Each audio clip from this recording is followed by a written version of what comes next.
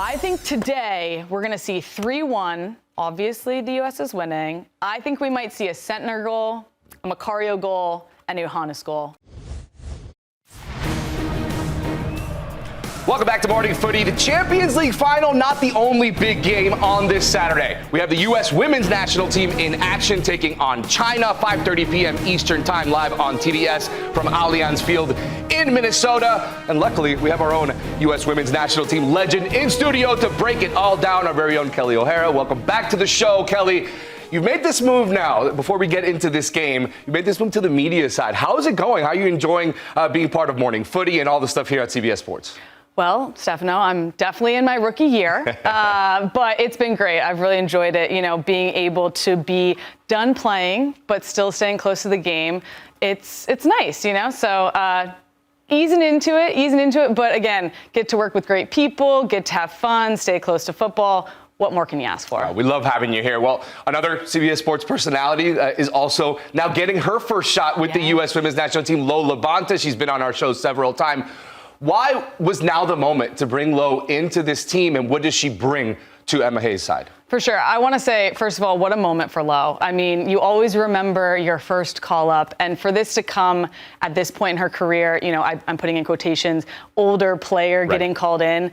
It's incredible. I'm so happy for her. I've had the opportunity to play with her and have her as a teammate. She is amazing. So just incredible for her. But on the other side, she's an inspiration for all the players in the league to know that it might not happen today, it might not happen tomorrow, but if you play well enough, if you show well enough, you could get called in no matter what point you're at in your career. But your question, why now?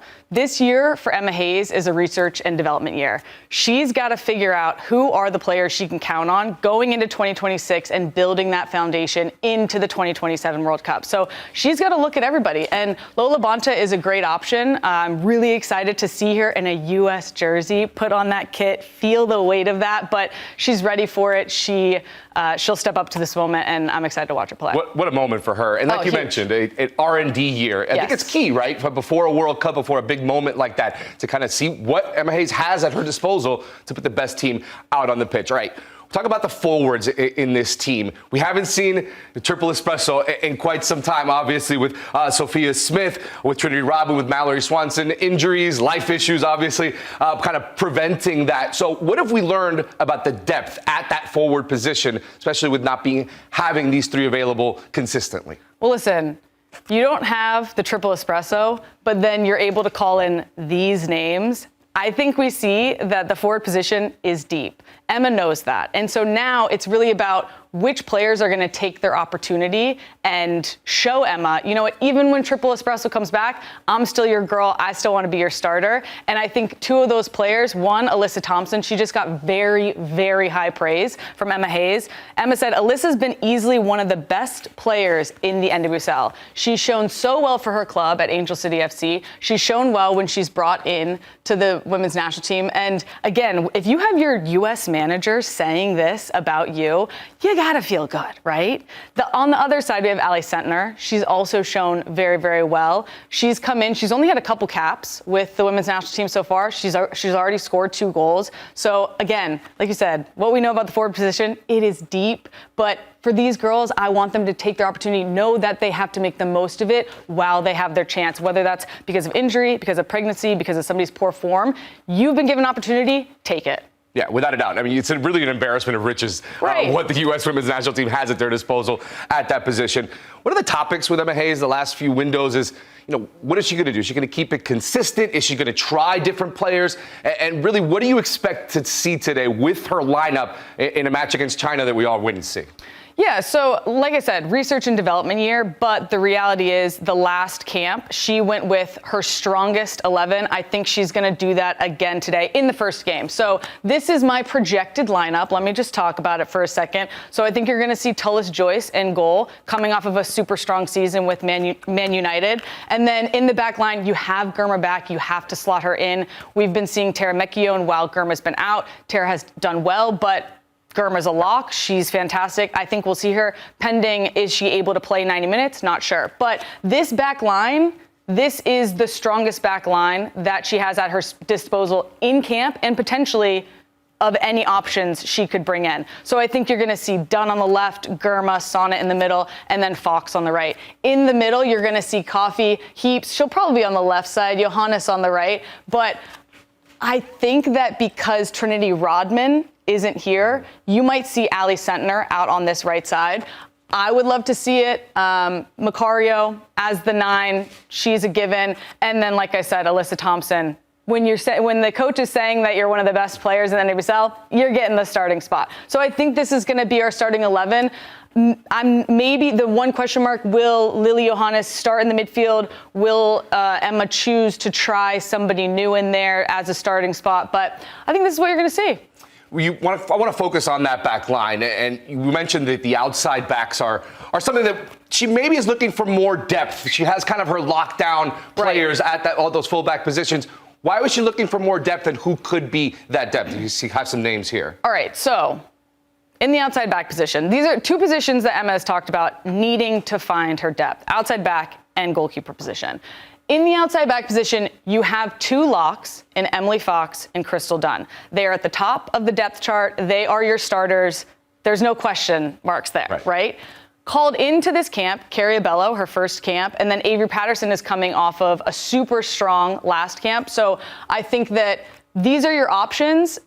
It's only 4. You probably want to see a couple more people, but I mean, right now we have our locks in Crystal Dunn, in Emily Fox. Crystal is the veteran on the team. She has the most experience at this position, and probably, I think she has the most caps in this camp. She is who you're going to go with for sure. And then on the other side, you have somebody who got called into their first camp, last camp, and this is her second camp. She showed really well when she got to play against Brazil last camp. Was she perfect tactically? Technically, no. But what I liked about her was that she brought an intensity, and she felt like she rose to the occasion. She was part of the moment, and she didn't back down when she got put on the international stage. So I think that she's showing a lot of potential, and I'm excited to see her growth in this position. You had experience, right? Switching over from fullback, going back and forth. And you're saying that there may be some players that may be part of that depth at the fullback position. I do. So again, right now in camp, we only have Emily Fox, Crystal Dunn, Carrie Abello, Avery Patterson as the called in outside backs, right?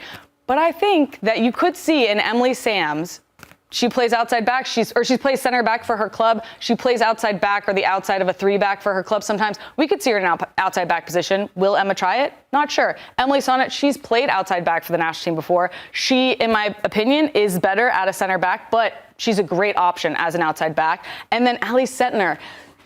Will we see it? Will we not? People might kill me for this, but I would love to see this. I was a converted forward into an outside back. It worked out all right. So maybe this is an option. All right. It's clearly something that you have experience in. Difficult, right, to have to maybe switch positions. But if you get an opportunity at the national team, you take it. You take it. What about the goalkeeper position? Has Fallon Tullis-Joyce kind of locked up that spot, or is there still something more to find at that position? Yeah, again, a big conversation this year is with Alyssa Nayer's departure is who's going to step into the huge shoes, the boots that Alyssa Nayer left.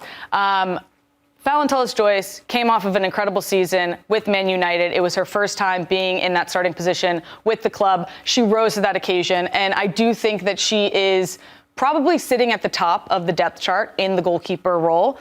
Mandy McGlynn has also done very well for the national team when she's been put in there. She plays for the Utah Royals. I had an opportunity to play with her on Gotham FC, and I was really impressed with her as a young player because I feel like she has a very high ceiling. So she might not be at the top yet, but I think bringing her in, getting this experience, getting this exposure, she's done very well, and I think these two are going to battle it out. All right, let us know. What is your prediction for today? Who are goal scorers? And more importantly, what do you want to see from the team today? I think today we're going to see 3-1. Obviously, the U.S. is winning. I think we might see a Sentner goal, a Macario goal, and a Johannes goal. I'm saying all 3. I think all 3 of them are going to produce for us tonight. I think fans will love that. If that's what happens today, I think fans will love that. Who better to break it all down than Kelley O'Hara? U.S. Women's National Team today, 5:30 p.m. Eastern Time, taking on China. We got much more morning footy coming up on the other side.